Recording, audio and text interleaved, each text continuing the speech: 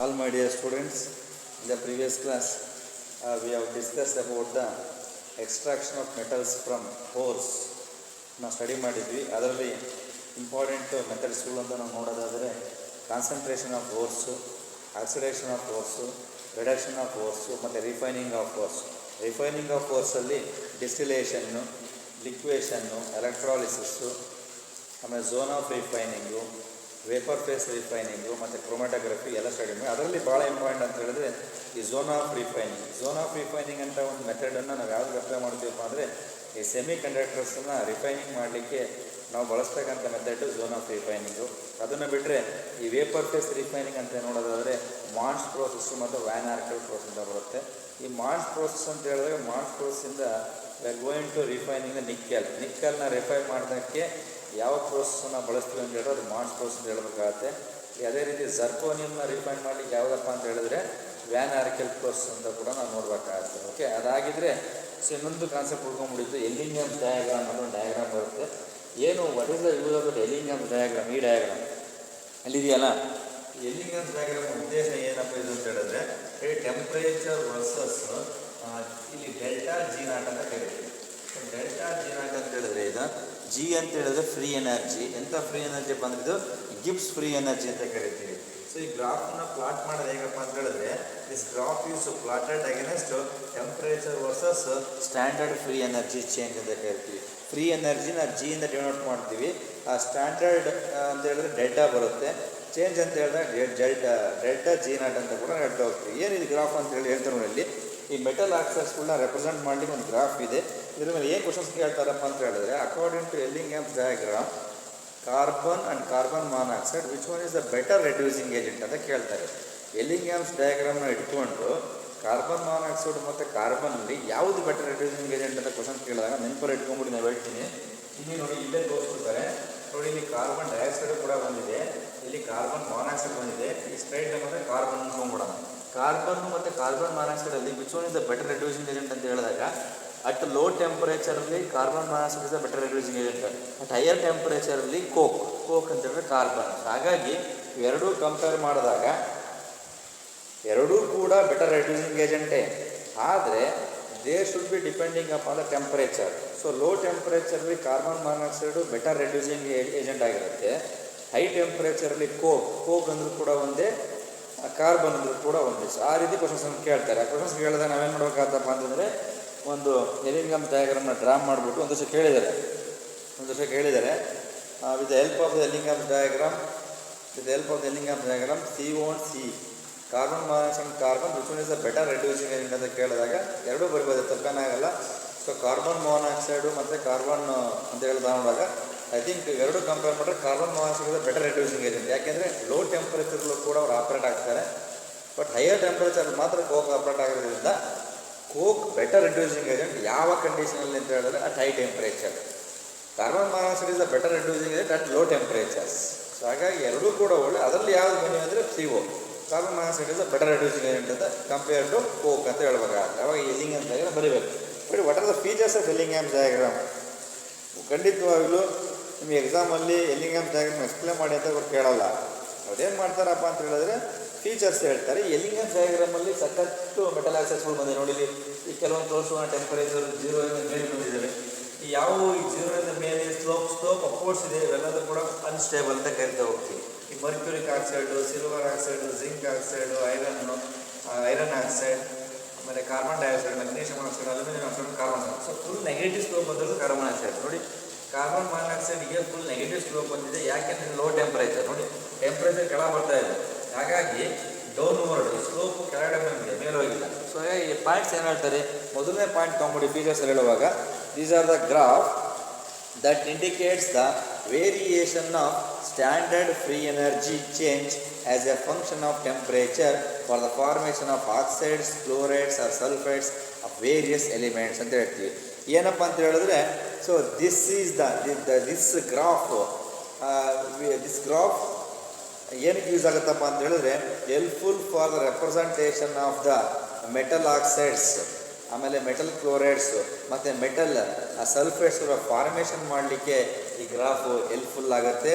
This graph is between ಯಾವ್ಯಾವ್ದ್ರ ಮಧ್ಯೆ ಅಂತ ಹೇಳಿದ್ರೆ standard free energy change versus the temperature ಅಂತ ಕೂಡ ಹೇಳ್ತಾರೆ. ಮೊದಲನೇ ಪಾಯಿಂಟ್. ಎರಡನೇ point, the formation of metal oxides always slope upwards. ಯಾವ ಮೆಟಲ್ ಆಕ್ಸೈಡ್ಸ್ಗಳು ಫಾರ್ಮೇಷನ್ ಇರುತ್ತೋ ಯಾವಾಗಲೂ ಕೂಡ ಸ್ಲೋಪ್ ಆದಷ್ಟು ಏನಾಗಿದೆ, ಸ್ಲೋಪ್ ಅಪ್ವರ್ಡ್ಸ್ ಆಗಿರುತ್ತೆ. ಎರಡನೇ ಪಾಯಿಂಟ್ ಏನು ಹೇಳ್ತಾರೆ, the formation of metal oxides always slope upwards. ಯಾಕೆ? Because the standard free energy change increase with increase in temperature. ಇದು ಕ್ಲಿಯರ್ ಮಾಡ್ಕೊಳ್ಳಿ. ಮೊದಲನೇ ಫೀಚರ್ ಬಂದ್ಬಿಟ್ಟು ಏನು ಹೇಳ್ತಪ್ಪ ಅಂತ ಹೇಳಿದ್ರೆ, so the graph plots between standard free energy change versus temperature. Clear ಆಯ್ತಾ?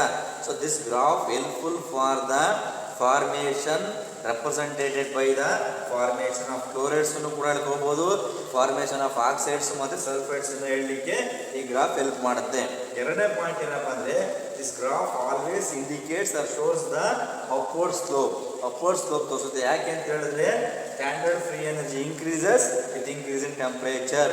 ಯಾವಾಗಲೂ ಕೂಡ ಒಂದು ಮಾತ್ರ ಕಾರ್ಬನ್ ಮಾನಾಕ್ಸೈಡ್ ಅನ್ನು ಬಿಟ್ಟರೆ ಇನ್ನು ಉಳಿದಂಥ ಎಲ್ಲ ಫಾರ್ಮೇಷನ್ ಆಫ್ ಮೆಟಲ್ ಆಕ್ಸೈಡ್ಸ್ಗಳು ಕೂಡ ಸ್ಲೋಪ್ ಮೇಲೆ ಹೋಗಿದೆ. ಆ ಒಂದು ಕಾರಣಕ್ಕೋಸ್ಕರ ಇಲ್ಲಿ ಸ್ಟ್ಯಾಂಡರ್ಡ್ ಫ್ರೀ ಎನರ್ಜಿ ಇನ್ಕ್ರೀಸ್ ಆಗುತ್ತೆ, ಟೆಂಪ್ರೇಚರ್ ಕೂಡ ಇನ್ಕ್ರೀಸ್ ಆಗುತ್ತೆ. ಹಾಗಾಗಿ ಸ್ಟ್ಯಾಂಡರ್ಡ್ ಫ್ರೀ ಎನರ್ಜಿ ಅಂದರೆ delta G naught is directly proportional to the temperature. Delta G naught increases with increase in temperature. ಎರಡನೇ ಫೀಚರ್. ಸೊ ಮೂರನೇ ಪಾಯಿಂಟ್ ಏನು ಹೇಳ್ತಾರಪ್ಪ ಇಲ್ಲಿ ಅಂತ ಹೇಳಿದ್ರೆ, the graph for the formation of zinc oxide and mercuric oxide show sharp change in their slopes at their melting points. ಇಲ್ಲಿ ನೋಡಿ, ಇಲ್ಲೊಂದು ಮರ್ಕ್ಯೂರಿಕ್ ಆಕ್ಸೈಡು ನೋಡಿ, ಇಲ್ಲೊಂದು ಜಿಂಕ್ ಆಕ್ಸೈಡ್, ಇಲ್ಲಿ ಡಾಟನ್ನ ಕೊಟ್ಟಿದ್ದಾರೆ. ಇವೆರಡೂ ಕೂಡ ಏನಾಗುತ್ತಪ್ಪ ಅಂದರೆ they will showing the sharp melting points. They will shows ಇಲ್ಲಿ ಹೇಳ್ತಾರೆ, shows the sharp change in their slopes at their boiling points.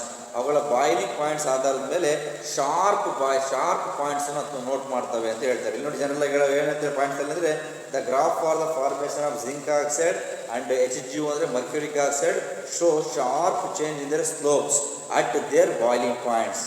ಇವುಗಳ ಸ್ಲೋಪಲ್ಲಿ ಏನಾಗಿದೆ ನೋಡಿ, ಮರ್ಕ್ಯೂರಿಕ್ ಆಕ್ಸೈಡ್ ಬಂದಿದೆ, ಇಲ್ಲಿ ಇಲ್ಲಿಂದ ಬಂದು ಈಗ ಬೆಂಟಾಗಿ ಮತ್ತೆ ಮೇಲೋಗಿದೆ. ಅದೇ ರೀತಿ ಇಲ್ಲೂ ಕೂಡ ಜಿಂಕ್ ಆಕ್ಸೈಡ್ ಕೂಡ ಇದೆ. ಯಾಕೆ ಅಂತ ಹೇಳಿದಾಗ they will showing the sharp change their boiling points. ಹಾಗಾಗಿ they will showing the sharp changing the slopes with respect to the boiling points. ಅವುಗಳ ಬಾಯ್ಲಿಂಗ್ ಪಾಯಿಂಟ್ಸ್ ಆಧಾರ ಮೇಲೆ ಸ್ವಲ್ಪ ಸ್ಲೈಟ್ ವೇರಿಯೇಷನ್ಸ್ಗಳನ್ನ ತೋರಿಸಿದ್ದಾವೆ. ನೆಕ್ಸ್ಟ್ ಮೂರನೇ ಪಾಯಿಂಟ್ ಏನು ಹೇಳ್ತಾರೆ ಇಲ್ಲಿ ಅಂತ ಹೇಳಿದ್ರೆ, oxides of silver and mercury becomes greater than zero at higher temperature.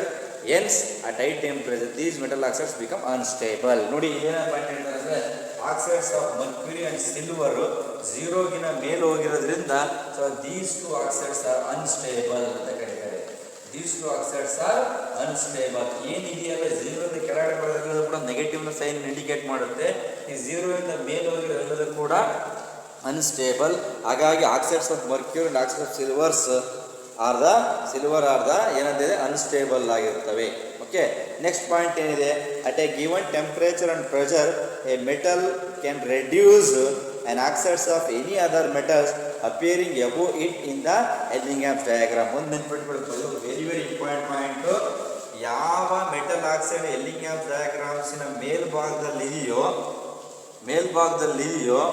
ಅದನ್ನು ರೆಡ್ಯೂಸ್ ಆಗುತ್ತೆ. ಅದು ಏನಂತ ಹೇಳ್ತಾರೆ ಬಿಲ್ ಅಂತ ಹೇಳಿದ್ರೆ, at a given temperature and pressure a metal can reduce and oxides of any other metal appearing above it in the Ellingham's diagram ಅಂತ ಕರೀತಾರೆ. ಅದರ ಅರ್ಥ ಏನಪ್ಪ ಅಂತ ಹೇಳಿದ್ರೆ, ಈ ಮೇಲ್ಭಾಗದಲ್ಲಿರ್ತಕ್ಕಂಥ ಜಿಂಕನ್ನು ಕೆಳಭಾಗದಲ್ಲಿ ಐರನ್ ಏನು ಮಾಡುತ್ತೆ, ರೆಡ್ಯೂಸ್ ಮಾಡುತ್ತೆ. ಹಾಗಾಗಿ ಈ ಫಾರ್ಮೇಷನ್ ಆಫ್ ಆಕ್ಸೈಡ್ಸಲ್ಲಿ ಯಾವುದು ಎಲ್ಲಿಂಗ್ಯಾಮ್ಸ್ ಡಯಾಗ್ರಾಮಲ್ಲಿ ಆಕ್ಸೈಡ್ಸ್ ಮೇಲಿದೆಯೋ ಆ ಮೇಲಿರೋ ಮೆಟಲ್ ಆಕ್ಸೈಡ್ಸನ್ನು ಕೆಳಭಾಗದಲ್ಲಿ ಏನು ಮಾಡುತ್ತಂತೆ, ರೆಡ್ಯೂಸ್ ಮಾಡುತ್ತೆ. ಏನಂತ ಹೇಳಿದ್ರೆ, ಜಿಂಕ್ ಆಕ್ಸೈಡನ್ನ iron means ferric oxide reduce ಮಾಡ್ಬೋದು. ಈ ಫೆರಿಕ್ ಆಕ್ಸೈಡನ್ನ ಕಾರ್ಬನ್ ಡೈಆಕ್ಸೈಡ್ MgO. ಹಾಗಾಗಿ ಎಲ್ಲಿಂಗ್ಯಾಮ್ಸ್ ಡಯಾಗ್ರಾಮಲ್ಲಿ ಯಾವ ಮೆಟಲ್ ಆಕ್ಸೈಡ್ಸ್ನ ಸ್ಲೋಪ್ ಮೇಲಿರುತ್ತೋ ಅದರ ಕೆಳಭಾಗದಲ್ಲಿರ್ತಕ್ಕಂಥ ಮೆಟಲ್ ಆಕ್ಸೈಡು ಮೇಲ್ಭಾಗದಲ್ಲಿರ್ತಕ್ಕಂಥ ಮೆಟಲ್ ಆಕ್ಸೈಡ್ಸ್ ಏನು ಮಾಡುತ್ತಂತೆ, ರೆಡ್ಯೂಸ್ ಮಾಡುತ್ತೆ, ರಿಡಕ್ಷನ್ ಮಾಡುತ್ತೆ, ಆಕ್ಸಿಡೇಷನ್ ಆಗುತ್ತೆ. ಅದನ್ನೇ ಪಾಯಿಂಟ್ ಹೇಳ್ತಿರೋದು, in the Ellingham's diagram which oxides of any other metals appearing in the above which can be reduced by the below ಅಂತ ಹೇಳ್ತಾ ಹೋಗ್ತೀವಿ. ಅಂದರೆ ಮೇಲ್ಭಾಗದಲ್ಲಿ ಇರ್ತಕ್ಕಂಥ ಮೆಟಲ್ ಆಕ್ಸೈಡ್ಸನ್ನು ಅದರ ಕೆಳಭಾಗದಲ್ಲಿ ಇರ್ತಕ್ಕಂಥ ಆಕ್ಸೈಡ್ ಏನು ಮಾಡುತ್ತೆ, ಅದನ್ನು ರೆಡ್ಯೂಸ್ ಮಾಡುತ್ತೆ ಅನ್ನೋ ಪಾಯಿಂಟನ್ನು ಕೂಡ ಅವ್ರು ಹೇಳ್ತಾರೆ.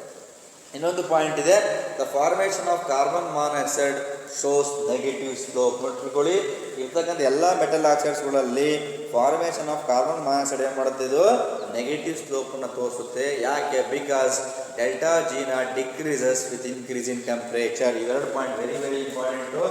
ಆಲ್ಮೋಸ್ಟ್ ಎಲ್ಲ ಮೆಟಲ್ ಆಕ್ಸೈಡ್ಸ್ಗಳು ಕೂಡ ಸ್ಲೋಪ್ ಮೇಲ್ಭಾಗದಲ್ಲಿದೆ. ಯಾಕೆ ಅಂತ ಹೇಳಿದ್ರೆ delta G naught increases with increase in temperature is directly proportional.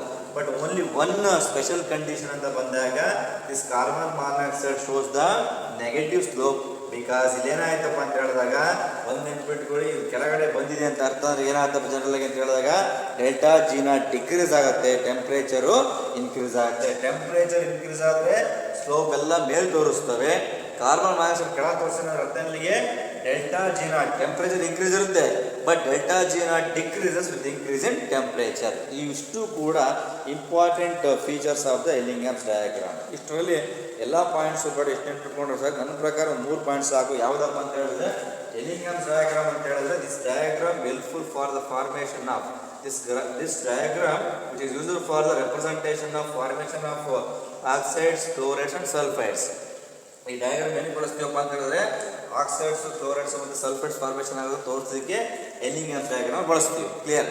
ಇನ್ನೊಂದು ಪಾಯಿಂಟ್ ನಾವು ಏನು ಹೇಳ್ಬೋದಪ್ಪ ಅಂತ ಹೇಳಿದ್ರೆ ಜನರಲ್ ಆಗಿ ಇನ್ ದಿಸ್ ಡಯಾಗ್ರಾಮ್ ಹೇಳುವಾಗ, ಇನ್ ದಿಸ್ ಎಲ್ಲಿಂಗ್ಹ್ಯಾಮ್ಸ್ ಡಯಾಗ್ರಾಮ್ ಇಲ್ಲಿ ಹೇಳುವಾಗ almost all the metal oxides slope move upwards. ಯಾಕೆ? Because move upwards because delta G naught increase with increase in temperature. ಅದೊಂದು ಕ್ಲಿಯರ್ ಆಯಿತು. ಅದೇ ರೀತಿ ಇನ್ನೊಂದು ಪಾಯಿಂಟ್ ಬೇಕಾದ್ರೆ ಹೇಳುವಾಗ ಎಕ್ಸಾಂಪಲ್ ಇಟ್ಕೊಳ್ಳಿ. At a given temperature and pressure a metal can reduce any oxides of other metal. A metal can reduce an oxides of any other metal appearing above in it in the Ellingham's diagram. ಯಾವುದಾದ್ರು ಒಂದು metal ಇನ್ನೊಂದು ಮೆಟಲ್ನ reduce ಮಾಡಬೇಕಪ್ಪ ಅಂತ ಹೇಳಿದಾಗ ಆ metal oxide ಎಲ್ಲಿಂಗ್ಹ್ಯಾಮ್ಸ್ ಡಯಾಗ್ರಾಮಲ್ಲಿ ಮೇಲ್ಭಾಗದಲ್ಲಿ ಇರುತ್ತೆ ಅಂತ ಕೂಡ ಹೇಳ್ತಾರೆ. ಸೊ ಲಾಸ್ಟ್ ಪಾಯಿಂಟ್ ಏನಪ್ಪ ಅಂದರೆ the formation of carbon monoxide shows the negative slope because delta G naught decreases with increase in temperature. ಇಷ್ಟು ಹೇಳಿದ್ರೆ ಸಾಕು. ಇದಕ್ಕೆ ಸಂಬಂಧಪಟ್ಟ ಕ್ವಶನ್ ಏನು ಕೇಳ್ತಾರಪ್ಪ ಅಂತ ಹೇಳಿದ್ರೆ with the help of the Ellingham's diagram explain carbon monoxide and carbon which one is the better reducing agent ಅಂತ ಕೇಳ್ತಾರೆ.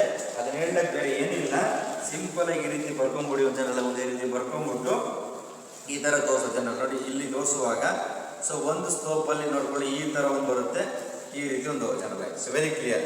ಇಲ್ಲಿ ಡೆಲ್ಟಾ ಜಿ ನಾಟ್ ಅಂತ ತೋರಿಸ್ಕೊಳ್ಳಿ, ಇದು ಟೆಂಪ್ರೇಚರ್ ಅಂತ ತೋರಿಸ್ಕೊಳ್ಳಿ.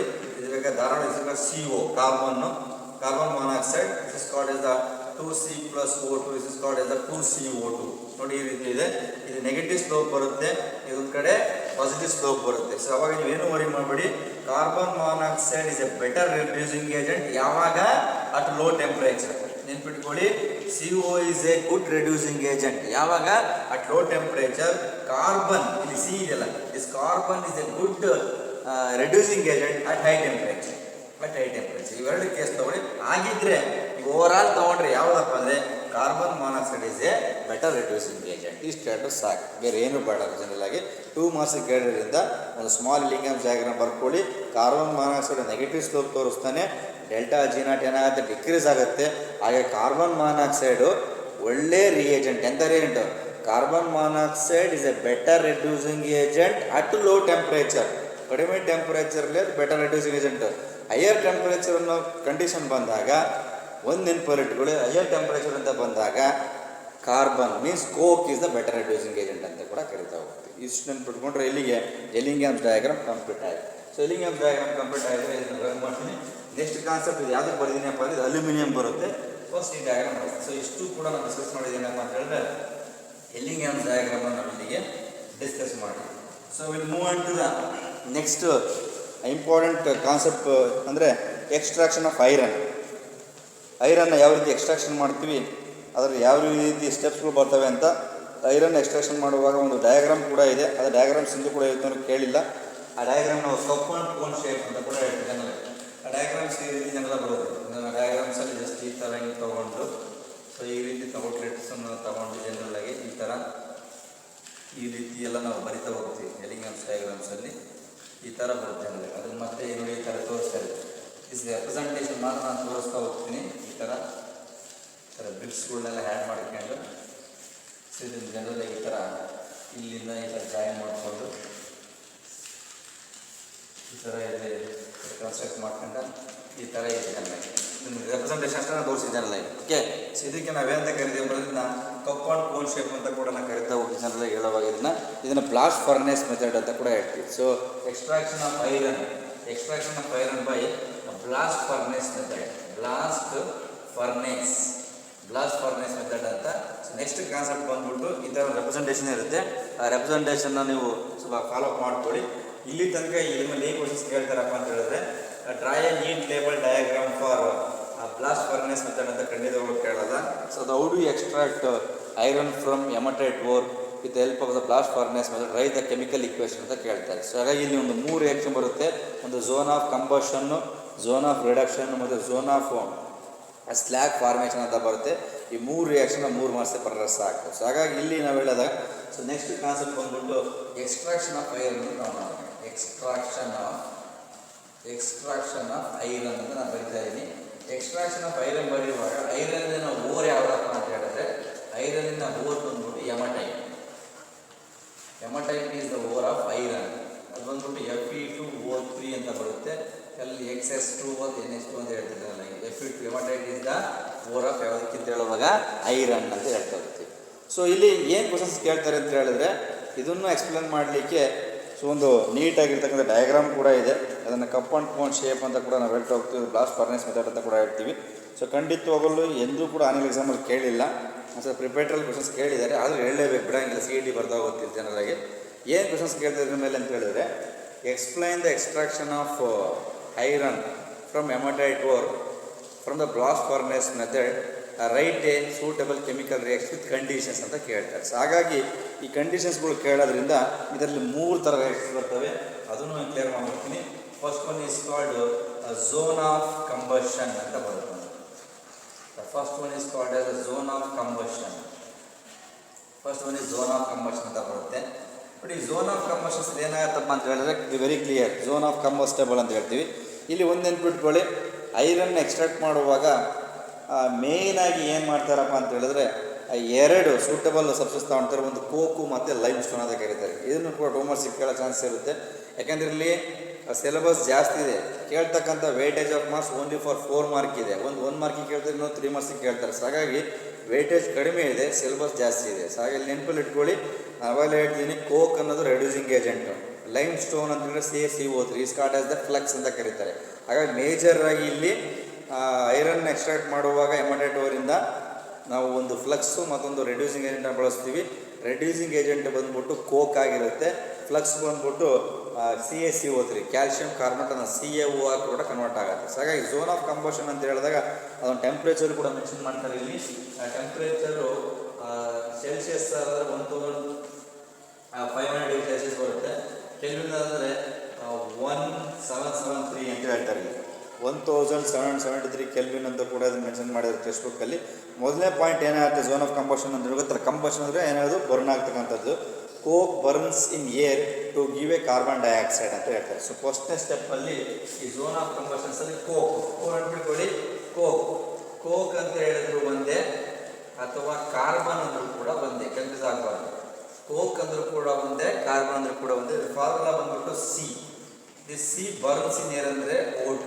ದಿಸ್ ಗಿವ್ಸ್ ರೈಸ್ ಟು ಏನು ಬರುತ್ತೆ CO2. ಇದು ವೆರಿ ಇಂಪಾರ್ಟೆಂಟ್ ರಿಯಾಕ್ಷನ್ಸ್. ಅವ್ರ ಎಕ್ಸಾಮಲ್ಲಿ ಕೇಳೋದು ನಿಮಗೆ ಇಷ್ಟೇ, write 3 important equations involved in the extraction of iron from hematite ore ಅಂತ ಕೇಳ್ತಾರೆ. ಅವ್ರು ನೀವೇನು ಮಾಡಬೇಕು, 3 ಇಕ್ವೇಷನ್ಸ್ ಬರೀಬೇಕು. ಒಂದು ಝೋನ್ ಆಫ್ ಕಂಬಷನಲ್ಲಿ ಬರ್ತಕ್ಕಂಥದ್ದು, ಒಂದು ಝೋನ್ ಆಫ್ ರಿಡಕ್ಷನ್ ಮತ್ತು zone of slag formation. Heading ಬರೆಯಂಗಿಲ್ಲ, ಆ ಹೆಡ್ಡಿಂಗನ್ನು ಬರ್ಕೊಂಡು ರಿಯಾಕ್ಷನ್ ಬರೀಬೇಕಾಗುತ್ತೆ. ಮೊದಲನೇ ಸ್ಟೆಪ್ಪಲ್ಲಿ ಏನಾಗುತ್ತೆ, ಈ ಕಾರ್ಬನ್ ಅಥವಾ ಕೋಕ್ ಬರ್ನ್ಸ್ ವಿತ್ ಆಕ್ಸಿಜನ್ ಏನು ಕೊಡುತ್ತೆ, ಕಾರ್ಬನ್ ಡೈಆಕ್ಸೈಡ್ ಕೊಡುತ್ತೆ. ಅಲ್ಲಿಗೆ ನಿಲ್ಲಲ್ಲ, ಮತ್ತೆ ಪುನಃ ದಿಸ್ ರಿಯಾಕ್ಷನ್ ಇಸ್ ಎಕ್ಸೋಥರ್ಮಿಕ್ ಅಂತ ಬರುತ್ತೆ. ಯಾಕೆ ಅಂತಂದರೆ ನಿಮಗೆಲ್ಲ ಗೊತ್ತಿದೆ ಫಸ್ಟ್ ಇಯರಲ್ಲಿ, ಎಕ್ಸೋಥರ್ಮಿಕ್ ಅಂದರೆ ಹೀಟ್ ಲಿಬ್ರೇಟ್ ಆಗ್ತಕ್ಕಂಥದ್ದು, ಎಂಡೋಥರ್ಮಿಕ್ ಅಂದರೆ ಹೀಟು ಅಬ್ಸರ್ವ್ ಆಗ್ತಕ್ಕಂಥದ್ದು. ಸೊ ಹಾಗಾಗಿ this reaction is called as the exothermic reaction. Okay, the temperature about 2200 degree kelvin. So exothermic ಅಂತ ಹೇಳಿದ ತಕ್ಷಣ ಆಟೋಮೆಟಿಕಲಿ ಯಾವಾಗ ಕಾರ್ಬನ್ ಆಕ್ಸಿಜನ್ ಬರ್ನ್ ಆಗುತ್ತೋ, ಸೊ ಆಟೋಮೆಟಿಕಲಿ ಹೀಟ್ ಲಿಬರೇಟ್ ಆಗುತ್ತೆ. 1773 ಕೆಲ್ವಿನ್ ಇರ್ತಕ್ಕಂಥ ಟೆಂಪ್ರೇಚರು 2200 ಕೆಲ್ವಿನಿಗೆ ರೈಸ್ ಅಪ್ ಆಗುತ್ತೆ. ಸೊ ರೈಸ್ ಅಪ್ ಆದ ತಕ್ಷಣ ಎಗೇನ್ ಏನಾಗುತ್ತೆ, this carbon dioxide again combines with the coke. ಮತ್ತೆ ಏನಾಗುತ್ತೆ, ಈ carbon dioxide it combines with more coke to give a carbon monoxide. This is called as endothermic reaction ಅಂತ ಕೂಡ ನಾವು ಅದನ್ನು ಕರಿತಾ ಹೋಗ್ತೀವಿ. ಸೊ ಇಲ್ಲಿ ಏನಾಗುತ್ತಪ್ಪ ಅಂತ ಹೇಳಿದಾಗ, ಸೊ ಯಾವಾಗ 1773 ಕೆಲ್ವಿನ್ ಟೆಂಪ್ರೇಚರ್ ಇರುತ್ತೆ, ಮತ್ತೆ ಆಟೋಮೆಟಿಕಲಿ ಹೀಟ್ ಲಿಬರೇಟ್ ಆಗುತ್ತೆ. ಎಕ್ಸೋಥರ್ಮಿಕ್ ಆಗಿದೆ. This is called exothermic. Negative ಅಂತ ಬರೀತೀನಿ ನಾನು. ನೆಗೆಟಿವ್ ಅಂದರೆ ಎಕ್ಸೋಥರ್ಮಿಕ್ ಅಂತ ಹೇಳ್ತೀವಿ, ಪಾಸಿಟಿವ್ ಅಂದರೆ ಎಂಡೋಥರ್ಮಿಕ್. ಆಟೋಮೆಟಿಕಲಿ ಟೆಂಪ್ರೇಚರ್ ಏನಾಗುತ್ತೆ, ರೈಸ್ ಅಪ್ ಆಗುತ್ತೆ. ರೈಸ್ ಅಪ್ ಆದ ತಕ್ಷಣ this carbon dioxide again combining with the excess of coke. ಅವಾಗ ಏನಾಯಿತು, this will form the carbon monoxide. ನೋಡಿ, CO2 plus this gives the carbon monoxide. This is called as positive. Positive is called as the endothermic reaction ಅಂತ ಕರಿತೀವಿ. ಇಲ್ಲಿಗೆ zone of combustion complete ಆಯಿತು. This is an endothermic reaction ಅಂತ ಕೂಡ ನಾವು ಹೇಳ್ಕೊಂಡು ಹೋಗ್ಬೋದು. ಇದು ವೆರಿ ಕ್ಲಿಯರ್. ಫಸ್ಟಿಗೆ ಕಾರ್ಬನ್ ಅಂದರೆ ಕೋಕು ಆಕ್ಸಿಜನ್ ಜೊತೆ ಬರ್ನ್ ಆಗಿಬಿಟ್ಟು ಕಾರ್ಬನ್ ಡೈಆಕ್ಸೈಡ್ ಕೊಡ್ತು. ಯಾವಾಗ ಹೀಟ್ ಲಿಬರೇಟ್ ಆಯಿತು, that is called as the exothermic reaction. Heat liberate ಆದ ತಕ್ಷಣ ಆಟೋಮೆಟಿಕಲಿ ಏನಾಗ್ಬಿಡ್ತು, ಮತ್ತೆ ಟೆಂಪ್ರೇಚರ್ ರೈಸ್ ಅಪ್ ಆಗಿಬಿಟ್ಟು ಈ ಕಾರ್ಬನ್ ಡೈಆಕ್ಸೈಡು ಪುನಃ ಮತ್ತೆ ಕೋಕ್ ಜೊತೆ ಕಂಬೈನ್ ಆಗಿಬಿಟ್ಟು ಕಾರ್ಬನ್ ಮಾನಾಕ್ಸೈಡ್ ಕೊಡುತ್ತೆ. ಕಾರ್ಬನ್ ಡೈಆಕ್ಸೈಡ್ ಕೊಟ್ಟಾಗ ಅದು ಎಕ್ಸೋಥರ್ಮಿಕ್ ರಿಯಾಕ್ಷನ್ ಆಗಿರುತ್ತೆ. ಕಾರ್ಬನ್ ಡೈಆಕ್ಸೈಡ್ ಕೊಟ್ಟಾಗ ಎಕ್ಸೋಥರ್ಮಿಕ್ ಆಗಿರುತ್ತೆ. ಕಾರ್ಬನ್ ಮಾನಾಕ್ಸೈಡ್ ಕೊಟ್ಟಾಗ ಅದು ಎಂಡೋಥರ್ಮಿಕ್ ಆಗುತ್ತೆ. ಇದು ಫಸ್ಟ್ ಸ್ಟೆಪ್ ರಿಯಾಕ್ಷನ್. ನೋಡಿ, ಎಕ್ಸಾಮಲ್ಲಿ ಏನು ಮಾಡ್ತಾರೆ ಬಿಡ್ತೀರೋ ಇವೆರಡು ರಿಯಾಕ್ಷನ್ ಐಟಮ್ ಬರೋ ಸಾಕು. This is called as the zone of combustion. Okay, ಇದಾಯಿತು. ಇದು ಹೇಳ್ಬಿಡ್ತೀನಿ ನಾನು. ಝೋನ್ ಆಫ್ ಕಂಬಷನ್ ಆದ ತಕ್ಷಣ will move on to the next one is zone of reduction. Zone of reduction. The next is called as the zone of reduction. ನೋಡಿ, zone of reduction ಅಂತ ಹೇಳಿದ್ರೆ ಯಾರಿಗೆ ರಿಡಕ್ಷನ್ ಮಾಡಬೇಕಪ್ಪ ಅಂತ ನೋಡಿದ್ರೆ, ನೋಡಿ ಇದು ಕೂಡ ಅಷ್ಟೇ. ದಿಸ್ ಆಪರೇಟ್ 600 ಡಿಗ್ರಿ ಸೆಲ್ಸಿಯಸ್, ಅದಾದ್ರೆ 873 ಕೆಲ್ವಿನ್ ಅಂತ ಕೂಡ ಹೇಳ್ತಾ ಹೋಗ್ತಾರೆ. ಆಪರೇಟಿಂಗ್ ಟೆಂಪರೇಚರ್ ಎಷ್ಟಿದೆ ಅಂತ. ಸೊ ಇಲ್ಲೇನಾಗುತ್ತೆ, at 500 Kelvin to 800 Kelvin, ferric oxide is reduced by carbon monoxide to give an iron ಅಂತ ಹೇಳ್ತಾರೆ. It's very clear. ಇಲ್ಲಿ ಏನಾಗುತ್ತೆ, M3 ಅಂತ ಹೇಳಿದ್ರೆ ಅದು ಫಾರ್ಮುಲಾ ಫೆರಿಕ್ ಆಕ್ಸೈಡ್ Fe2O3. ಇದು ರೆಡ್ಯೂಸ್ ಯಾರು ಮಾಡ್ಬೇಕೀಗ? ಫಸ್ಟ್ ಸ್ಟೆಪ್ ಅದೇನಾಯ್ತಪ್ಪ, ಈಗ ಕಾರ್ಬನ್ ಡೈಆಕ್ಸೈಡ್ ಆಯಿತು. ಕಾರ್ಬನ್ ಡೈಆಕ್ಸೈಡ್ ಏನಾಯಿತು, ಕಾರ್ಬನ್ ಮಾನಾಕ್ಸೈಡ್. ಹೇಳಿದ್ದೀನಿ, carbon monoxide is a good reducing agent. ಯಾವಾಗ? At low temperature. ನೀನೇ ಅರ್ಥ ಮಾಡ್ಕ, 2200 ಕೆಲ್ವಿನ್ನಲ್ಲಿ ಓನ್ಲಿ ಫಾರ್ 8 ಅಂದರೆ ಇಲ್ಲ ಆಯಿತು. ಓಕೆ, 873 ಕೆಲ್ವಿನ್ ಅಂದರೆ ಇಲ್ಲ ಆಯಿತು. ಸೊ ಹಾಗಾಗಿ ಇಷ್ಟು ಟೆಂಪ್ರೇಚರ್ ಬಂದಾಗ ಇಲ್ಲಿ ಆಪ್ರೇಟ್ ಮಾಡ್ತಕ್ಕಂಥ ಯಾವುದಪ್ಪ ನಮಗೆ ಅಂತ ಹೇಳಿದ್ರೆ, so this ferric oxide reacts with carbon monoxide. ನೋಡಿ, ಸೊ ರಿಯಾಕ್ಟರ್ ಏನಾಯ್ತು, ನೀವು ಬರ್ತಕ್ಕಂಥ 2Fe plus 3CO2 but iron. So this is called as the zone of reduction. ಯಾಕೆಂತ ಹೇಳಿದ್ರೆ this carbon monoxide oxide RE ಏನಿದು reducing agent. This carbon monoxide oxide is A reducing agent ಆಗಿ act ಮಾಡುತ್ತೆ. So clear ಆಯ್ತು. ಇದು first ಎರಡನೇ step. Zone of combustion ಆಯಿತು, ಮತ್ತು ಇದೇನು ಬಂತು, ಝೋನ್ ಆಫ್ ರಿಡಕ್ಷನ್ ಆಯಿತು. ಕ್ಲಿಯರ್ ಆಯಿತಾ? ನೆಕ್ಸ್ಟ್ ನೋಡಿ, zone of combustion, zone of reduction complete ಆಯಿತು. So will move on to next one is zone of slag formation. ಇದೆ ನೆಕ್ಸ್ಟ್ ಮೂರನೇದು, zone of slag formation. Zone of slag formation. Zone of slag formation. Okay, ಈ ರೀತಿ ನೋಡಿ. Zone of slag formation ಅಂತ ನಾವು ತಗೊಂಡಾಗ, ನಾನು ನಿನ್ನೆ ಪ್ರಿವಿಯಸ್ ಕ್ಲಾಸಲ್ಲಿ ಹೇಳಿದ್ದೀನಿ, ವಾಟ್ ಈಸ್ ಸ್ಲ್ಯಾಗ್ ಅಂತ ಹೇಳಿದ್ರೆ, slag is a waste product obtained by the combination of flux and gangue. ಈ ಸ್ಲ್ಯಾಗ್ ಅಂತಕ್ಕಂಥದ್ದು ಒಂದು ವೇಸ್ಟ್ ಪ್ರಾಡಕ್ಟು ಎಲ್ಲಿಂದ ಬಂದಿದೆಯಪ್ಪ ಅಂತ ಹೇಳಿದ್ರೆ, ಇದು ಬಂದಿರ್ತಕ್ಕಂಥ ಮಿಕ್ಸರು, ಫ್ಲಕ್ಸು ಮತ್ತು ಗ್ಯಾಂಗೆ. ಅದು ಎಕ್ಸಾಂಪಲ್ ಕೂಡ ನಾನು ಬರೆದಿದ್ದೀನಿ. CaO plus SiO2 gives rise to CaSiO. This called as a calcium silicate ಅಂತ ಕೂಡ ನಾವು ಕರಿತಾ ಹೋಗ್ತೀವಿ. ಸೊ ಆ ಒಂದು ಕಾರಣಕ್ಕೋಸ್ಕರ last step is called as a zone of slag formation ಅಂತ ಕೂಡ ಕರಿತೀವಿ. ಇದೂ ಕೂಡ ಹೈಯರ್ ಟೆಂಪ್ರೇಚರ್ ಇರುತ್ತೆ. ಇಲ್ಲಿ ಮೆನ್ಷನ್ ಮಾಡಿದರೆ 1173 ಕೆಲ್ವಿನ್ ಅಂತ ಹೇಳ್ತಾರೆ. ಇನ್ನೂ ಚೇಂಜಸ್ ಇಲ್ಲ. ಇಲ್ಲಿ ಹೇಳುವಾಗ ಝೋನ್ ಆಫ್ ಇಲ್ಲಿ ಸ್ಲ್ಯಾಗ್ ಫಾರ್ಮೇಷನ್ಸಲ್ಲಿ ನಾವೇನು ಮಾಡ್ತೀವಪ್ಪ ಅಂತಂದರೆ ಫ್ಲಕ್ಸನ್ನ ಬಳಸ್ತೀವಿ. ಫ್ಲಕ್ಸ್ ಅಂತ ಯಾವುದು ಬರುತ್ತೆ, limestone decomposes to give a calcium oxide ಅಂತ ಕರಿತೀವಿ. ಈ ಲೈಮ್ ಸ್ಟೋನು ಡಿಕಾಂಪೋಸ್ ಆಗಿ ಕ್ಯಾಲ್ಶಿಯಂ ಆಕ್ಸೈಡ್ ಕೊಡುತ್ತೆ. ಈ calcium oxide combining with silica impurity which is present in the hematite ore to form the slag ಅಂತ ಕರಿತಾ ಹೋಗ್ತೀವಿ. ನೆನ್ಪಿಟ್ಕೊಳ್ಳಿ, ಝೋನ್ ಆಫ್ ರಿಡಕ್ಷನ್ಸ್ ಅಲ್ಲಿ ಕಾರ್ಬನ್ ಮಾನಾಕ್ಸೈಡ್ ಅನ್ನ ರೆಡ್ಯೂಸಿಂಗ್ ಏಜೆಂಟ್ ಆಗಿ ಬಳಸ್ಕೊಂತೀವಿ, ನೆನಪಿದ್ಯಾ? ಅದೇ ರೀತಿ ಝೋನ್ ಆಫ್ ಸ್ಲ್ಯಾಗ್ ಫಾರ್ಮೇಷನ್ಸ್ ಅಲ್ಲಿ ಕ್ಯಾಲ್ಶಿಯಂ ಕಾರ್ಬನೇಟ್ ಬಳಸ್ತೀವಿ. ಕ್ಯಾಲ್ಶಿಯಂ ಕಾರ್ಬನೇಟ್ ಅಂದ್ರೆ ಏನು? ಲೈಮ್ ಸ್ಟೋನ್ ಅಂತ ಕರಿತೀವಿ. ಈ ಲೈಮ್ ಸ್ಟೋನ್ ಡಿಕಾಂಪೋಸ್ ಆಗಿ ಕ್ಯಾಲ್ಶಿಯಂ ಆಕ್ಸೈಡ್ ಮತ್ತೆ ಕಾರ್ಬನ್ ಡೈಆಕ್ಸೈಡ್ ಅನ್ನು ಕೊಡ್ತವೆ. This calcium oxide combining with the silica is gives rise to calcium silicate. This is called as the slag ಅಂತ ಕರಿತೀವಿ. ಇದು ಮೂರನೇ ರಿಯಾಕ್ಷನ್. ಈ ಕ್ಯಾಲ್ಶಿಯಂ ಆಕ್ಸೈಡ್ ಏನು? ಇದು ಫ್ಲಕ್ಸ್. ಇದೇನು? ಇದು gangue. So therefore the slag is the waste product which is obtained by the combination of flux and gangue. ಹಾಗಿದ್ರೆ ಐರನ್ ಬರ್ತಕ್ಕಂಥ ಸ್ಲ್ಯಾಗ್ ಯಾವುದಪ್ಪ ಅಂದರೆ ಕ್ಯಾಲ್ಶಿಯಂ ಸಿಲಿಕೇಟ್. ಇಲ್ಲಿಗೆ 3 ರಿಯಾಕ್ಷನ್ಸ್ ಕೂಡ ಕಂಪ್ಲೀಟ್ ಆಯಿತು. ಎಕ್ಸಾಮಲ್ಲಿ ನೆನಪಲ್ಲಿ ಇಟ್ಕೊಳ್ಳಿ ನೀವು.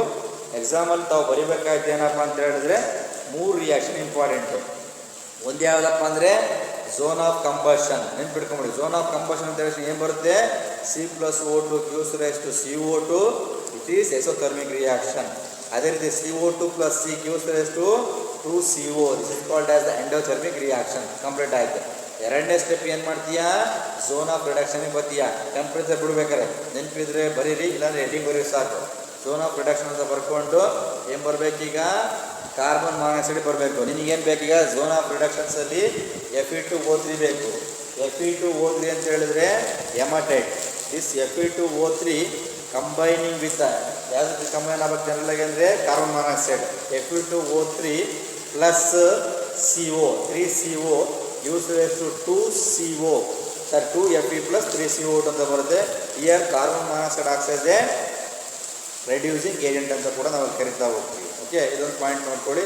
ಅದಾಗಿದ್ದರೆ next zone of slag formation ಅಂತ ಬರುತ್ತೆ. ಈ ಝೋನ್ ಆಫ್ ಸ್ಲ್ಯಾಗ್ ಫಾರ್ಮೇಷನ್ ಅಂತ ಹೇಳಿದಾಗ ನಾನು ಪ್ರೀವಿಯಸ್ ಕ್ಲಾಸಲ್ಲಿ ಹೇಳಿದ್ದೀನಿ, ಸ್ಲ್ಯಾಗ್ ಅಂತ ಹೇಳಿದ್ದೀನಿ. ಸ್ಲ್ಯಾಗ್ ಅಂತ ಹೇಳಿದಾಗ ಒಂದು ನೆನ್ಪಿಟ್ಕೊಳ್ಳಿ, ಸ್ಲ್ಯಾಗ್ ಅಂತ ಹೇಳಿದ್ರೆ waste product obtained by the combination of flux and gangue. ಆ ಸ್ಲ್ಯಾಗ್ ಎಲ್ಲಿ ಸಿಗುತ್ತಪ್ಪ ಅಂತ ಹೇಳೋದು ನೆನ್ಪಿಟ್ಕೊಳ್ಳಿ. ನಾವು ಈ ಎಕ್ಸ್ಟ್ರಾಕ್ಷನ್ಸ್ ಮಾಡುವಾಗ ಒಂದು ಫ್ಲಕ್ಸ್ನ ಬಳಸ್ತೀವಿ. ಫ್ಲಕ್ಸ್ ಬಂದ್ಬಿಟ್ಟು ಲೈಮ್ ಸ್ಟೋನ್ ಅಂತ ಕರಿತೀನಿ. ಲೈಮ್ ಸ್ಟೋನ್ ಅನ್ನೋ ಫಾರ್ಮುಲಾ CaCO3. ಅದು ಡಿಕಾಂಪೋಸ್ ಆಗಿ ನಮ್ಗೆ ಕ್ವಿಕ್ ಲೈಮ್ ಕೊಡುತ್ತೆ. CO is called as the quicklime ಅಂತ ಕರಿತೀವಿ. ಆ್ಯಂಡ್ ಕಾರ್ಬನ್ ಡೈಆಕ್ಸೈಡ್ ಕೊಡುತ್ತೆ. ಈ quicklime combining with silica. ಈ ಸಿಲಿಕಾ ಎಲ್ಲಿರುತ್ತಪ್ಪ ಅಂತ ಹೇಳಿದ್ರೆ it's the waste gangue particles present in the hematite ಹೊರಲಿರುತ್ತೆ. ಎರಡು ಫಾರ್ಮ್ ಆಗಿ ನಮಗೆ CaSiO3 ಕೊಡುತ್ತೆ. This called as the slag ಅಂತ ಕರಿತೀವಿ. ಈ 3 ಸ್ಟೆಪ್ ನೋಡಿಕೊಂಡ್ರೆ ಸಾಕು ಎಕ್ಸಾಮಲ್ಲಿ. ಓಕೆ, ಇವತ್ತಿನ ಕ್ಲಾಸಲ್ಲಿ ನಾವು ಎಲ್ಲಿಂಗ್ಹ್ಯಾಮ್ಸ್ ಡಯಾಗ್ರಾಮ್ ಸ್ಟಡಿ ಮಾಡಿದ್ವಿ. ಎಲ್ಲಿಂಗ್ಹ್ಯಾಮ್ಸ್ ಡಯಾಗ್ರಾಮ್ ಯಾವ ರೀತಿ ಇರುತ್ತಪ್ಪ ಅಂದರೆ Ellingham's diagram plotted against standard free energy change ಅಥವಾ ΔG0 ವರ್ಸಸ್ ಟೆಂಪ್ರೇಚರ್ ಅಂತ ಕರಿತೀವಿ. ಅದನ್ನು ಕೂಡ ಪಾಯಿಂಟ್ಸ್ ಸ್ಟಡಿ ಮಾಡಿದ್ವಿ. ಅದನ್ನು ಕೇಳ್ತಂಥ ಕ್ವಶನ್ ಏನಪ್ಪ ಅಂತ ಹೇಳಿದ್ರೆ ಎಲ್ಲಿಂಗ್ಹ್ಯಾಮ್ಸನ್ನು ಇಟ್ಕೊಂಡ್ಬಿಟ್ಟು ಕಾರ್ಬನ್ ಡೈಆಕ್ಸೈಡ್ ಕಾರ್ಬನ್ ಮಾನಾಕ್ಸೈಡ್ ಮತ್ತು ಕಾರ್ಬನಲ್ಲಿ ಯಾವುದು ಬೆಟರ್ ಹೈಡ್ರೋಜನ್ ಏಜೆಂಟ್ ಅಂತ ಕೂಡ ಕೇಳ್ತಿರ್ತಾರೆ. ಅದನ್ನು ಪಾಯಿಂಟ್ ನೋಡ್ಕೊಂಡ್ರೆ ಸಾಕು ಅಂತ ಹೇಳ್ತಾ ಹೋಗ್ತೀನಿ. ಅದನ್ನು ಬಿಟ್ಟರೆ ಎಕ್ಸ್ಟ್ರಾಕ್ಷನ್ ಆಫ್ ಐರನ್ ನೋಡಿದ್ವಿ. ಎಕ್ಸ್ಟ್ರಾಕ್ಷನ್ ಆಫ್ ಐರನ್ ತಗೊಂಡಾಗ ಐರನ್ ಓರ್ ಯಾವ್ದು ಸಾಕಷ್ಟು ಓರ್ ಇದ್ದಾವೆ. Hematite, magnetite, siderite, goethite, limonite, so many ores are there. Ores of iron ಅಂತ ಬಂದಾಗ ಹೆಮಟೈಟ್ ಅಂತ ಬರುತ್ತೆ, ಮ್ಯಾಗ್ನೆಟೈಟ್, ಗೋವರ್ಟೈಟ್, ಸೆಡರೈಟ್ ಮತ್ತು ಲೆಮೋನೈಟ್ ಅಂತ ಕೂಡ ಬರ್ತಾ ಹೋಗುತ್ತೆ. ನಾವು ಮೇಜರಾಗಿ ಬಳಸ್ತಕ್ಕಂಥ ಓರ್ ಯಾವುದಪ್ಪ ಅಂತ ಹೇಳಿದ್ರೆ ಹೆಮಟೈಟ್ ಓರ್ನ ಮೇಜರಾಗಿ ತೊಗೊಳ್ತಾ ಹೋಗ್ತೀವಿ. ಅಷ್ಟು ನೋಡಿಕೊಂಡ್ರೆ ಸಾಕು. ಇನ್ನೊಂದು ನೋಡೋಣ. ಸೊ ನೆಕ್ಸ್ಟ್ ಕ್ಲಾಸಲ್ಲಿ, ಇವತ್ತಿನ ಕ್ಲಾಸಲ್ಲಿ ನಾವು ಐರನ್ ನೋಡಿದ್ವಿ. ನೆಕ್ಸ್ಟ್ ಕ್ಲಾಸಲ್ಲಿ ಎಕ್ಸ್ಟ್ರಾಕ್ಷನ್ ಆಫ್ ಜಿಂಕ್ ಅಂತ ಒಂದು ಬರುತ್ತೆ. Extraction of zinc from zinc oxide ಅಂತ ಬರುತ್ತೆ. ಅದನ್ನು ನೋಡ್ಕೊಳ್ಳೋಣ. ಎಕ್ಸಾಮಲ್ಲಿ ಅದಕ್ಕೆ ಡಯಾಗ್ರಾಮ್ಸ್ ಇಲ್ಲ. How do you extract zinc from zinc oxide, what is the role for coke ಅಂತ ಕೇಳ್ತಾರೆ. ನೋಡಿ, ಈ ಒಂದು ಟಾಪಿಕಲ್ಲಿ ಎಲ್ಲೇ ಕೇಳಲಿ ನೋಡಿ, ಕನ್ಫ್ಯೂಸ್ ಮಾಡ್ಕೋಬೇಡಿ. ಕೋಕ್ ಅಂದ್ರೂ ಕೂಡ ಒಂದೇ, COK ಕೋಕ್ ಅಂದ್ರೂ ಕೂಡ ಒಂದೇ, ಕಾರ್ಬನ್ ಅಂದ್ರೂ ಕೂಡ ಒಂದೇ. What is the chemical formula for coke ಅಂತ ಹೇಳಿದ್ರೆ C ಅಂತ ಬರೀಬೇಕಾಗುತ್ತೆ. What is the chemical formula for coke ಅಂತ ಹೇಳಿದ್ರೆ C ಅಂತ ಬರೀಬೇಕಾಗುತ್ತೆ. ಹಾಗಾಗ್ತವೆ. ಅದೇ ರೀತಿಯ ಕನ್ಫ್ಯೂಷನ್ ಇಟ್ಕೊಳಕ್ಕೆ ಹೋಗಬೇಡಿ, ಅಷ್ಟು ಬರೋದು ಸಾಕಾಗುತ್ತೆ. ಇನ್ನೊಂದು ಬಂದ್ಬಿಟ್ಟು ಕಾನ್ಸೆಪ್ಟು ಜಿಂಕ್ ಅಂತ ಒಂದು ಬರುತ್ತೆ. ಅದನ್ನು ಬಿಟ್ಟರೆ ಇನ್ನೊಂದು ಅಲ್ಯೂಮಿನಿಯಂ ಅಂತ ಬರುತ್ತೆ. ಅಲ್ಯೂಮಿನಿಯಂ ಬಿಟ್ಟರೆ ಕಾಪರ್. ಇಷ್ಟನ್ನು ಕೂಡ ನೆಕ್ಸ್ಟ್ ಕ್ಲಾಸಲ್ಲಿ ನಾವು ನೋಡೋಣ. ಇವತ್ತೇ ಈ ಕ್ಲಾಸಲ್ಲಿ ಕಂಪ್ಲೀಟ್ ಮಾಡ್ತಾ ಇದ್ದೆ. ಸೊ ವಿಡಿಯೋ ಅಷ್ಟು ಕ್ಲಾರಿಟಿ ಬರ್ತಾ ಇಲ್ಲ. ಯಾಕೆಂತ ಹೇಳಿದ್ರೆ ಫುಲ್ ಎಲ್ಲ ಕಡೆ ಕ್ಲೌಡ್ ಫಾರ್ಮೇಷನ್ ಆಗಿದೆ, ಮಳೆ ಬೇರೆ ಬರ್ತಾ ಇದೆ, ಸ್ವಲ್ಪ ಡಾರ್ಕ್ ಆಗ್ತಾ ಇದೆ. ಅವನ ಕಾರಣಕ್ಕೋಸ್ಕರ ಟೆಕ್ನಿಕಲ್ ಪ್ರಾಬ್ಲಮ್ ಏನೋ ಇಂಪಾರ್ಟೆಂಟು ವೆದರ್ ಕ್ಲೈಮೇಟ್ಸ್ ಸರಿಯಾಗಿಲ್ಲ, ಹಾಗಾಗಿ ಎಷ್ಟಾಗಿದೆ ಅಷ್ಟು ನಾನು ಕವರ್ ಮಾಡ್ತಾ ಇದ್ದೀನಿ ಇದರಲ್ಲಿ ಇವತ್ತಿನ ಕ್ಲಾಸಲ್ಲಿ. ಅದರಲ್ಲಿ general principles and process of isolation element second PUC ಮೊದಲನೇ ಚಾಪ್ಟರ್ ಇನ್ ಕೆಮಿಸ್ಟ್ರಿಯಲ್ಲಿ ನಾವು ಇಷ್ಟು ಕಾನ್ಸೆಪ್ಟ್ನ ಕವರ್ ಮಾಡಿದ್ದು. ನಾಳೆ ಕ್ಲಾಸಲ್ಲಿ ಈ ಟಾಪಿಕನ್ನು ಮುಗಿಸ್ತೀವಿ. ನಾಳೆ ಜಿಂಕ್ ಒಂದು ಹೇಳ್ಬಿಟ್ಟು ಅಲ್ಯೂಮಿನಿಯಂ ಡಯಾಗ್ರಾಮ್ ಕೂಡ ಆಲ್ರೆಡಿ ಬಂದಿದೆ ನಾನೀಗ. ಇಟ್ಸ್ ವೆರಿ ವೆರಿ ಇಂಪಾರ್ಟೆಂಟ್ ಇದು. ಅಲ್ಯೂಮಿನಿಯಂ 2 ಸ್ಟೆಪ್ಪಲ್ಲಿ ಎಕ್ಸ್ಟ್ರಾಕ್ಟ್ ಮಾಡ್ತಾರೆ. ಒಂದು ಅಲ್ಯೂಮಿನಿಯಂ ಓರ್ ಬಂದ್ಬಿಟ್ಟು bauxite. Bauxite is the main ore of aluminium. ಮೊದಲೇನು ಮಾಡ್ತಾರಪ್ಪ ಅಂದರೆ extraction of pure aluminium from bauxite ore by leaching process ಅಂತ ಕರೀತಾರೆ. ಲೀಚಿಂಗ್ ಪ್ರೋಸೆಸ್ಸಿಂದ ಫಸ್ಟ್ ಏನು ಮಾಡ್ತಾರಪ್ಪ ಅಂತಂದರೆ ಬಾಕ್ಸೈಟ್ ಓರಿಂದ ಅಲ್ಯೂಮಿನಿಯಂ ತೊಗೊಳ್ತಾರೆ.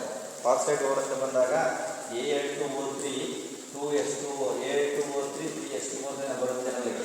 ಏನು ಮಾಡ್ತಾರೆ ಅವರು ವಾಟರ್ನ ತೆಗಿತಾರೆ. ಇದಕ್ಕೆ ಏನು ಪ್ರೋಸೆಸ್ ಅಂದರೆ ಲೀಚಿಂಗ್ ಪ್ರೋಸೆಸ್ಸು. ಮೊದಲನೇ step extraction of pure alumina.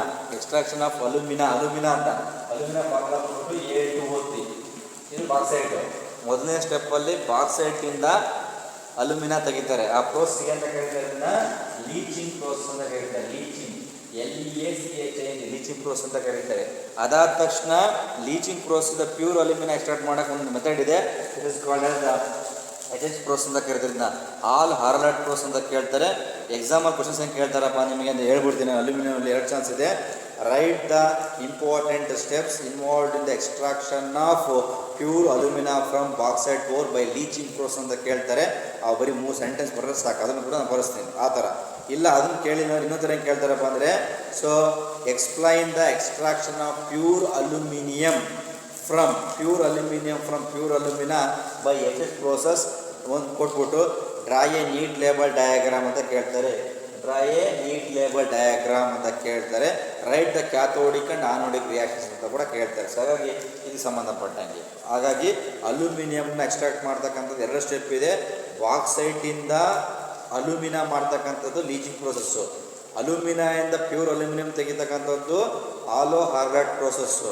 2 ಪ್ರೋಸೆಸ್ಸಲ್ಲೂ ಎಕ್ಸಾಮಲ್ಲಿ ಖಂಡಿತ ಕೇಳಿದರೆ 100% ಇಲ್ಲಿ ತನಕ ಕೇಳಿರ್ತಕ್ಕಂಥದ್ದು ಲೀಚಿಂಗ್ ಪ್ರೋಸೆಸ್ಸನ್ನು 3 ವರ್ಷ ಕೇಳಿದ್ದಾರೆ. HH ಪ್ರೋಸೆಸ್ಸು ಕೂಡ ಕೇಳಿದ್ದಾರೆ. ಐರನ್ ಏನು ಕೇಳೋಕ್ಕೆ ಹೋಗಿಲ್ಲ. ಇನ್ನೊಂದು ಬಂದಿದೆ, how do you extract copper from copper matte ಅಂತ ಬರುತ್ತೆ. ಅದನ್ನು ಸ್ಟಡಿ ಮಾಡೋಣ. ಸೊ ಹಾಗೆ ನೆಕ್ಸ್ಟ್ ಕ್ಲಾಸಲ್ಲಿ ನಾವು ಮಾಡಬೇಕಾಯಿತು ಜಿಂಕ್ ಒಂದು, ಅಲ್ಯೂಮಿನಿಯಂ ಒಂದು ಮತ್ತು ಕಾಪರ್. ಸೊ ಕಾಪರ್ ಬಗ್ಗೆ ಒಂದು ಎಕ್ಸಾಮ್ ಕ್ವಶನ್ ಕೇಳಿದರೆ how do you extract from copper matte ಅಂತ ಬರುತ್ತೆ. ಕಾಪರ್ ಮ್ಯಾಟೆ ಅಂದರೆ it is a mixture of cuprous sulphide and ferrous sulphide ಅಂತ ಕರಿತೀವಿ. ಅದನ್ನು ಕಾಪರ್ ಸಂಬಂಧಪಟ್ಟ ಹೇಳ್ತೀನಿ. Cu2S plus Fe(S). This mixture is called as the matte ಅಂತ ಹೇಳ್ತೀವಿ. Matte is called as the copper matte ಅಂತ ಕೂಡ ಕರಿತಾ ಹೋಗ್ತೀವಿ ಎಲ್ಲ ಹೇಳುವಾಗ. ಸೊ ಅದನ್ನು ಕೂಡ ನಾವು ನೆಕ್ಸ್ಟ್ ಕ್ಲಾಸಲ್ಲಿ ಬೇಕಾದ್ರೆ ನೋಡ್ತಾ ಹೋಗೋಣ. ಇಷ್ಟನ್ನು ಕೂಡ ಇವತ್ತಿನ ಕ್ಲಾಸಲ್ಲಿ ಡಿಸ್ಕಸ್ ಮಾಡಿದ್ವಿ. ಸೊ ನಾಳೆ ಕ್ಲಾಸಲ್ಲಿ ಚಾಪ್ಟರ್ನ ಕಂಪ್ಲೀಟ್ ಮಾಡ್ತೀನಿ. Okay, thank you.